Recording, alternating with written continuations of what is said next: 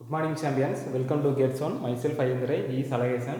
நாம் இன்றைக்கி வந்து ஐபிஎல் என்ன பார்க்க போகிறோம்னா கம்பேரிசன் ஆஃப் டிஃப்ரெண்ட் எலக்ட்ரோட் போலாரிசிட்டி, அதாவது எலக்ட்ரோட் போலாரிசிட்டி இருக்கிற டிஃப்ரெண்ட் வந்து கம்பேர் பண்ணி பார்க்க போகிறோம்.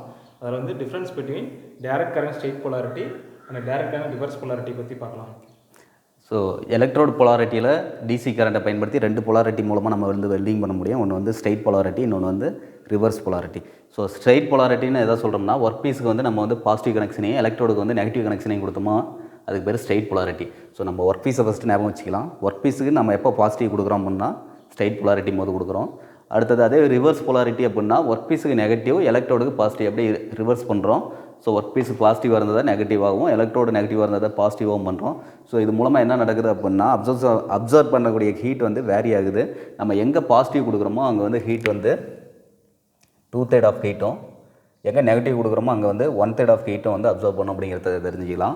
ஸோ பாசிட்டிவ் இருக்கக்கூடிய இடத்துல வந்து அப்சர்வ் ஹீட் வந்து 2/3 இருக்கும், நெகட்டிவ்க்கு 1/3 இருக்கும். அப்போ இங்கே எங்கே 2/3 இருக்கும் அப்படின்னா அப்படியே மாற்றி எலக்ட்ரோடுக்கு வந்து 2/3 ஆஃப் ஹீட் வந்து அப்சர்வ் பண்ணோம் அப்படிங்கிறத ஞாபகம் வச்சுக்கலாம்.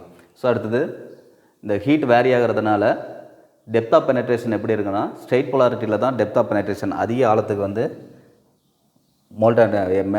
எலக்ட்ரோடு மெல்ட் ஆகி இப்போ டெபாசிஷன் ஆகும். ஸோ இங்கே டெப்த் ஆஃப் பெனட்ரேஷன் வந்து அதிகமாக இருக்கும். அதுவே ரிவர்ஸ் போலாரிட்டியில் டெப்த் ஆஃப் பெனட்ரேஷன் வந்து கம்மியாக இருக்கும். ஸோ இந்த டெப்த் ஆஃப் பெனட்ரேஷன் வந்து அதிகமாக இருக்கிறதுனால டெபாசிஷன் ரேட் வந்து லெஸ்ஸாக இருக்குது. ஸோ இங்கே எப்படி டெபாசிஷன் ஆகிருக்கும் அப்படின்னா இது மாதிரி ஆயிருக்கு.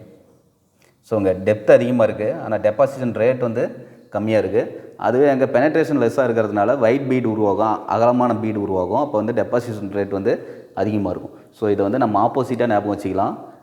ஸ்ட்ரெயிட் போலாரிட்டியில் ஒர்க் பீஸுக்கு பாசிட்டிவாக இருக்கிறதுனால அதிக ஹீட் எடுத்துக்கும், நம்மளுக்கு வந்து பெனட்ரேஷன் வந்து அதிகமாக இருக்கும். அதுவே பெனட்ரேஷன் அதிகமாக இருக்கிறதுனால டெபாசிஷன் ரேட் வந்து கம்மியாக இருக்கும். அங்கே அப்படியே ரிவர்ஸாக இருக்கும், டெபாசிஷன் ரேட் வந்து கம்மியாக இருக்கும், பெனட்ரேஷன் வந்து கம்மியாக இருக்கும், டெபாசிஷன் ரேட் வந்து அதிகமாக இருக்கும் அப்படிங்கிறத தெரிஞ்சுக்கலாம்.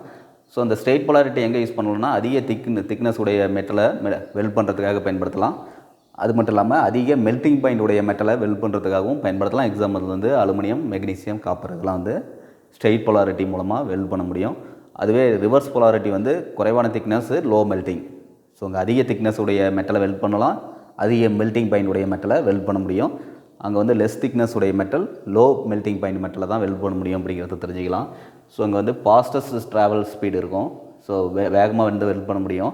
அதனால் வந்து எலக்ட்ரோடு வந்து கன்சப்ஷன் வந்து கம்மியாக இருக்கும், லீஸ்ட் டிஸ்டர்ஷன் நடக்கும் அப்படிங்கிறத தெரிஞ்சுக்கலாம். அங்கே வந்து வைட் பீடு, அகலமான பீடு வந்து நடக்கும், ஏன்னா டெபாசிஷன் ரேட் வந்து அதிகம். அதனால் அங்கே வந்து எலக்ட்ரோடு கன்சப்ஷன் வந்து அதிகமாக இருக்கும், இங்கே எலக்ட்ரோடு கன்சப்ஷன் வந்து குறைவாக இருக்கும் அப்படின்னு பார்த்துக்கலாம். ஸோ இங்கே வந்து bare and medium coated electrode metal வந்து எலக்ட்ரோடாக யூஸ் பண்ணலாம். இது வந்து this required less amount of heat to melting. So குறைவான ஹீட் இருந்தால் போதும் மெல்ட் பண்ணுறதுக்கு. ஏன்னா அதிக ஹீட் வந்து எங்கே எடுத்துக்குது அப்படின்னு ப்ரொடியூஸ் ஆகுதுன்னா ஒர்க் பீஸில் ப்ரொடியூஸ் ஆகுது. அதுவே வந்து இங்கே மெல்ட் பண்ணுறதுக்கு எலக்ட்ரோட வெல்டியர் மெட்டலை மெல்ட் பண்ணுறதுக்கு அதிக ஹீட் தேவைப்படுது ரிவர்ஸ் போலாரிட்டியில் அப்படிங்கிறத தெரிஞ்சுக்கலாம். ஓகே, நீங்கள் வந்து டைரக்ட் கரண்ட் ஸ்ட்ரெயிட் போலாரிட்டிக்கு அண்ட் டைரக்ட் கரண்ட் ரிவர்ஸ் போலாரிட்டிக்கு இருக்கிற டிஃப்ரென்ஸ் வந்து அனலைஸ் பண்ணாமல் தெரிஞ்சுக்கிட்டோம். Okay, thank you champions. Thank you champions.